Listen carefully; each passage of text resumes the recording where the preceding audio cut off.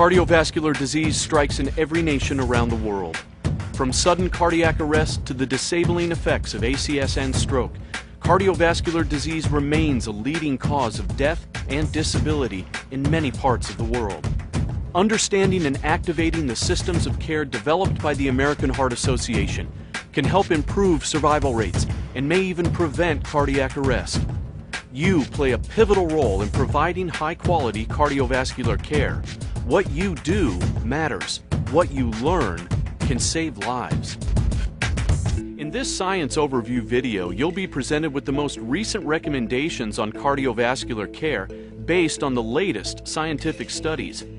In the next few minutes, we'll outline the changes in the 2010 American Heart Association guidelines for emergency cardiovascular care and continue to emphasize some of the core recommendations from the 2005 guidelines.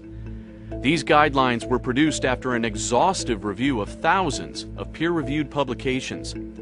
We'll approach these changes systematically by first reviewing changes to basic life support, or BLS guidelines.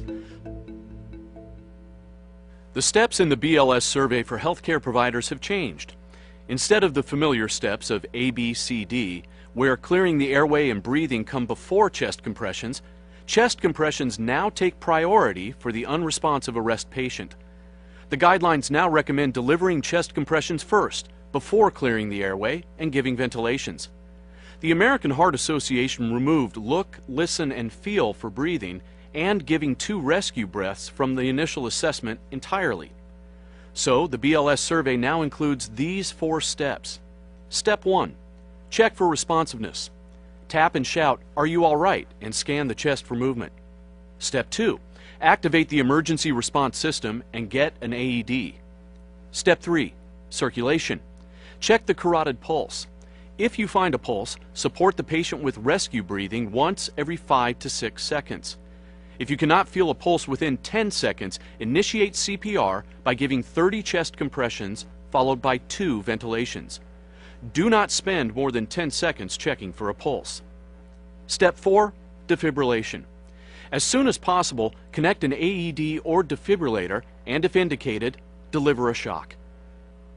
Why was it necessary to change these familiar steps?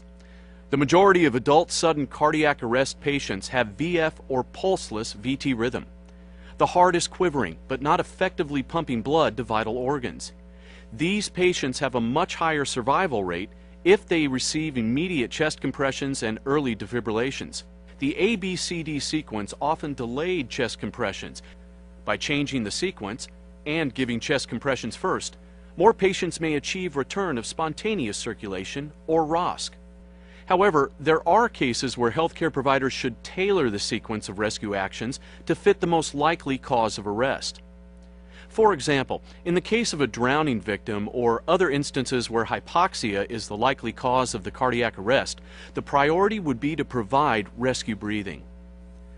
High-quality chest compressions were emphasized in the 2005 guidelines. The American Heart Association continues to place a strong emphasis on high-quality CPR. This is indicated by a rate of at least 100 chest compressions per minute, a compression depth of at least 2 inches in adults, allowing complete chest recoil after each compression, switching rescuers every 2 minutes, minimizing interruptions in compressions, and avoiding hyperventilation. The recommendations continue in the new guidelines because scientific studies continue to link high-quality CPR to ROSC. High-quality chest compressions maintain blood flow to vital organs, especially the heart and brain. One way to measure the effectiveness of chest compressions is with coronary perfusion pressure. Coronary perfusion pressure is the difference between the pressure in the aorta at the end of ventricular relaxation, or the aortic end diastolic pressure, and the pressure in the right atrium, or the right atrial end diastolic pressure at the same time. The higher the coronary perfusion pressure during CPR, the better the survival rate for the patients. As chest compressions begin, it takes several compressions to raise the coronary perfusion pressure to a level adequate to supply blood to the brain and heart. When rescuers interrupt chest compressions, perfusion pressure falls dramatically and remains very low until they resume compressions. Since coronary perfusion pressure measurements are not readily available during a resuscitation attempt, rescuers can monitor CPR quality with waveform capnography and intra-arterial relaxation pressure. Let's take a look at how the BLS steps come together in an arrest situation with an unconscious patient. Here's our case scenario. A 57-year-old man is experiencing many of the warning signs of acute coronary syndromes, with chest discomfort, indigestion, and feeling faint. He collapses and falls to the floor. Sir? Sir, can you hear me? Look or scan the chest for movement. He's unresponsive. Call a code and get the AED and crash cart now.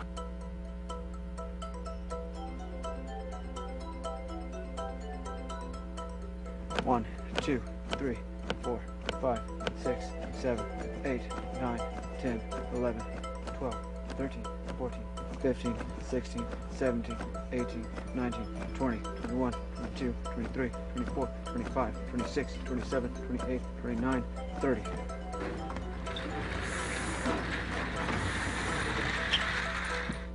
One, 2, 3, The code team is on the way. 6, 7, 8, 9, 10, 11, 12, 13, 14, 15, 16, 17, 18, 19, 20. Apply pads to patient's bare chest. 25, 26, 27, 28, 29. Plug in pads connector. One. Analyzing heart Okay, rhythm. stand back. Stay clear of patient. 7, 8. Shock advised. Charging. Stay I'm ready clear to of shock. patient. I'm clear, Deliver you're shock clear, now. we're all clear. Press the shock button now. Begin with compressions. 1, 2, 3, 4, 5. In the 5 decades since chest compressions were first attempted on a cardiac arrest patient, there have been significant improvements in the treatment of acute cardiovascular disease. There is much more work to be done. With the latest research pointing to new, quantifiable ways to improve patient outcomes, advanced providers have more tools than ever before to reduce death and disability caused by cardiovascular diseases and stroke.